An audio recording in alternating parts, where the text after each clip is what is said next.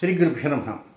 2024 October 11వ తేదీ శుక్రవారంతో ప్రారంభమై 20వ తేదీ ఆదివారంతో అంతమయ్యేటువంటి అక్టోబర్ నెల రెండవ 10 రోజుల్లో మేషరాశిలో జన్మించిన జాతకులకి ఫలితాలు, సూచనలు, సలహాలు క్లుప్తంగా 4 పాయింట్లలో తెలియజేయబోతున్నా. ఇక మొదటి పాయింట్కి వద్దాం. 12వ తేదీ దసరా పండుగ. ఇకపోతే 11వ తేదీ ఉదయం నుంచి ప్రారంభమై, అంటే సూర్యోదయం నుంచి ప్రారంభమై 15వ తేదీ రాత్రి 10:08 వరకు ఉండేటువంటి సమయం అంతా కూడా పండగ వాతావరణంతో పాటు కొంత అనుకూలతలు, మీకు ఏదన్నా గతం నుంచి ఏదన్నా కొంచెం ఆలోచనలు ఉంటే ఆలోచనల మీద మీరు ఏదైనా ప్రణాళికలు వేసుండి ప్రణాళికలు సిద్ధం చేసుకుంటే ఆ ప్రణాళికలు కొంత ఘాట్లో పడేటువంటి అవకాశాలు, దాని మీద కొంత మంచి వార్తలు వినటానికి, లాభస్థానం బలంగా ఉండటానికి, కొంత మెరుగైనటువంటి పరిస్థితులు రావటానికి అవకాశాలు 11, 12, 13, 14, 15 ఈ 5 రోజుల్లో కొంత ఫేవరబుల్ రిపోర్ట్స్ ఉంటూ ఉంటాయి. లాభస్థానం కూడా చక్కగా అనుకూలంగా ఉంటుంది. ఆనందోత్సవాలతో మురిగి తేలుతుంటారు. మొత్తం మీద పండగ వాతావరణం వాళ్ళ బంధువులతో కావచ్చు, సొంతంగా ఇంట్లో ఉండే కుటుంబ సభ్యులతో కావచ్చు, ప్రక్క వాళ్ళతో కొంత సరదాగా మాట్లాడటం కావచ్చు, ఏదైనా కొంత ఫేవరబుల్ రిపోర్ట్స్ అనేటువంటివి మొదటి 5 రోజుల్లో ఉంటాయని చెప్పడంలో సందేహం ఎంత మాత్రమే లేదు. నెక్స్ట్ రెండవ పాయింట్కి వస్తే, అక్టోబర్ 15వ తేదీ రాత్రి 10:08 నుంచి 17వ తేదీ సాయంత్రం 4:20 వరకు ఉన్నటువంటి సమయం మాత్రం ఇది కొంచెం అధికంగానే ఉన్నట్టు అనిపిస్తుంటుంది. ఎందుచేతనంటే పండగ వాతావరణం అయిపోయింది కదా, పండగ వాతావరణం అయిపోయిన తర్వాత అక్కడి నుంచి మళ్ళీ ఖర్చులు ఒక లెక్క చూసుకుంటారు. దూర ప్రాంతాలు కనుక పోయి ఉంటే ఫ్లైట్లోనో, ట్రైన్లోనో, కార్లోనో వస్తుంటే అవన్నీ కూడా తడిసి మోపడవుతుంటాయి. సో ఏదైనా దానికి తోడు నెల మధ్యలో కావటము. ఇక ఇప్పుడు ఒక్కసారి ఆర్థిక పరిస్థితి కనుక చెక్ చేసుకుంటే, అబ్బా ఇంత ఖర్చు అయిందా అనుకుంటారు. అనవసర ఖర్చు ఏమైనా పెట్టామేమని.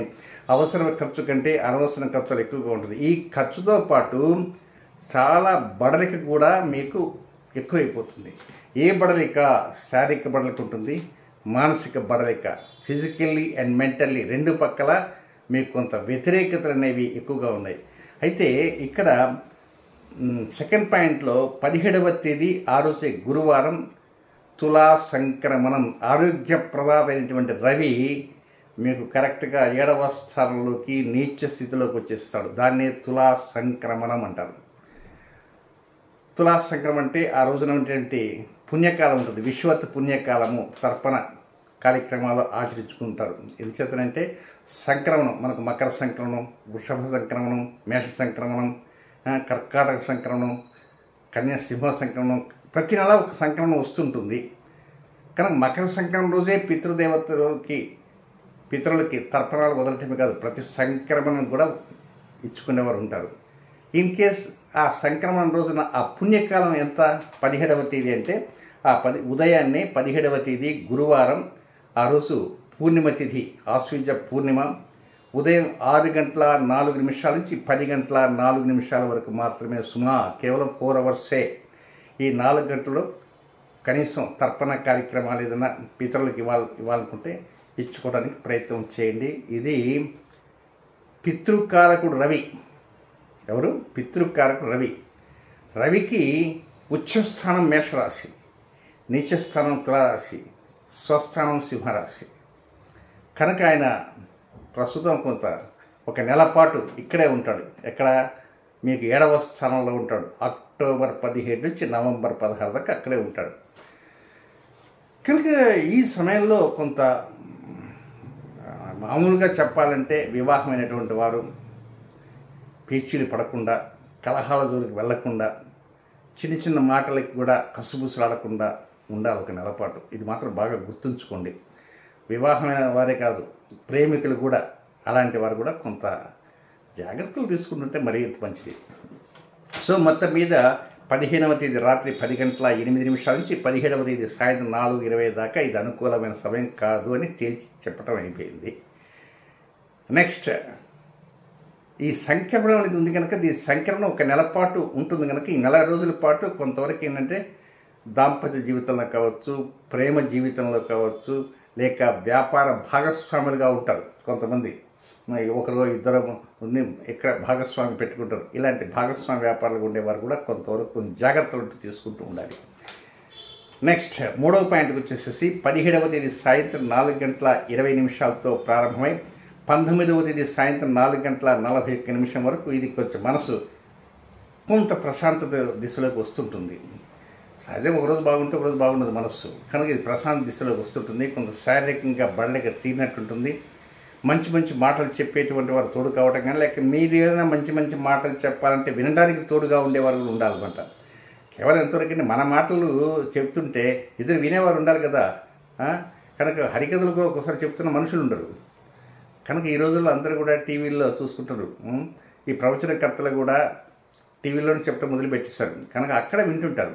కానీ ఒకసారి మనకు ఎదురుగా ముఖాముఖి ఫేస్ టు ఫేస్ వినేవారు ఉండాలి.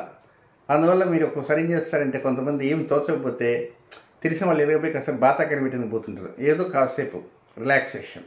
కనుక అలాంటి రిలాక్సేషన్ అనేటువంటిది 17వ తేదీ సాయంత్రం 4:20 నుంచి 19వ తేదీ సాయంత్రం 4:41 వరకు ఈ రిలాక్సేషన్ అనేది మనసుకు ఉంటుంది, శరీరానికి కూడా రిలాక్సేషన్ ఉంటుంది. సుఖ సంతోషమే, కొంచెం ఏదైనా మంచి పదార్థాలు తిందామనేటువంటి యావ కొంచెం లోపల మనసులో అట్ట కదిలాడుతుంటుంది అనమాట. అది తింటే బాగుండు, ఇది తింటే బాగుండు, వేడి వేడి మిరపకాయ బజ్జీలు తింటే బాగుండు, ఇలాంటి ఆలోచనలు వచ్చినప్పుడు వెంటనే వాటిని ఏదో ప్రకారంగా ఇంప్లిమెంట్ చేయాలనేటువంటి ఆలోచనతో మనసులోకి వస్తుంది అనమాట.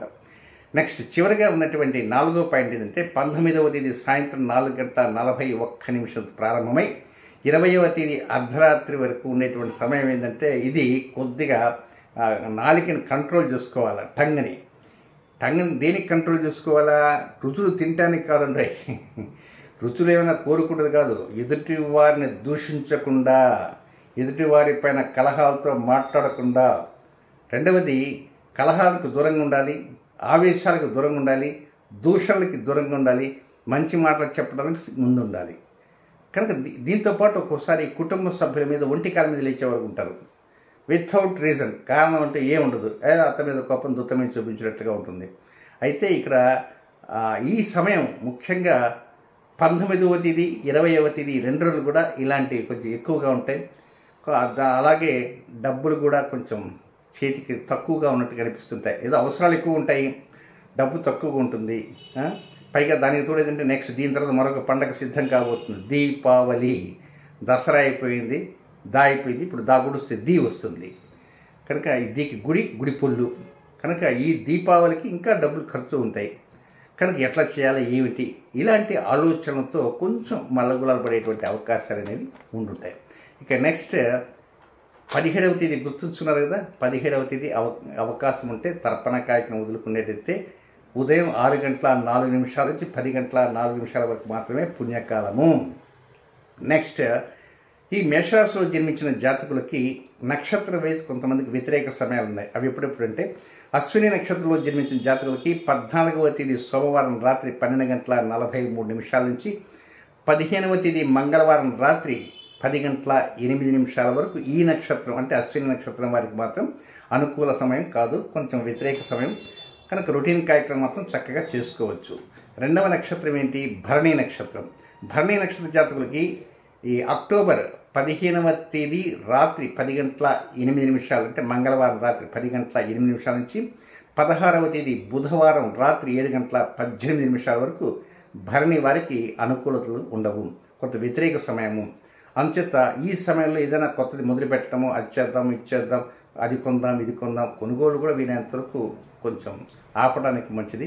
రొటీన్ కార్యక్రమం మాత్రం చక్కగా చేసుకోవచ్చు. ఇక 3వ నక్షత్రం కృత్తికా నక్షత్రం 1వ పాదంలో జన్మించిన జాతకులకి 16వ తేదీ బుధవారం రాత్రి 7:18 ప్రారంభమై 17వ తేదీ గురువారం సాయంత్రం 4:55 వరకు ఉన్నటువంటి ఈ సమయం కృత్తికా నక్షత్రంలో 1వ పాదంలో జన్మించినటువంటి జాతకులకి అనుకూలమైన సమయం కాదు.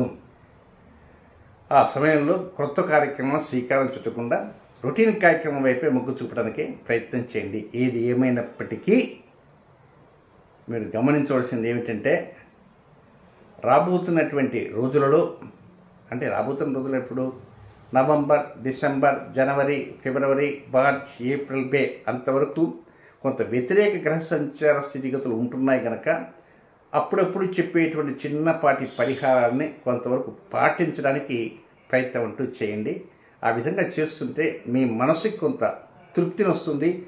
వ్యతిరేకతలు తొలగటానికి అవకాశాలంటూ అంది వస్తాయని చెప్పడంలో సందేహం ఎంత మాత్రం లేదు. శుభం.